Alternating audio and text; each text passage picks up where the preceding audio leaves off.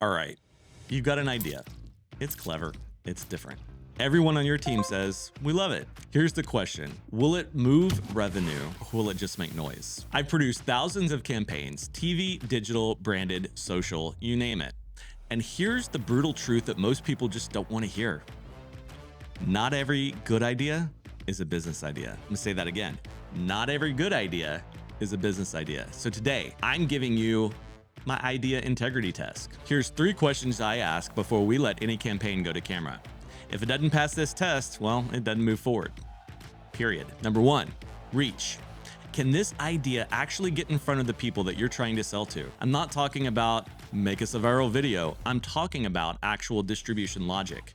Is there a channel fit? Is it format ready for where your buyers live? Can you afford to push it out enough times to make it matter? I've seen brilliant ideas die because no one budgeted for paid distribution. If you can't get it seen, it doesn't matter what it says. Section number 2, resonance. Does this message actually land emotionally with the person that you're trying to reach? Because if your idea just makes you feel clever, but it makes your buyer feel confused, small, or indifferent, guys, it doesn't have legs. It has ego. And we've got enough ego in this world, don't you think? So ask yourself, will they feel seen in this? Will they nod, pause, or say, hey, that's me? Does the tone match their headspace before they're ready to buy? Because that's where the magic happens. When your message meets the market with empathy. Number 3, return. What's the realistic business upside if this works? Not just a fantasy, but a return.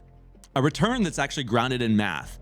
How many leads or buyers do we need for this to be worth it? What's the best case and worst case scenario? Are we building a brand asset or are we gambling for a one-hit wonder? A great idea isn't just exciting, it's executable.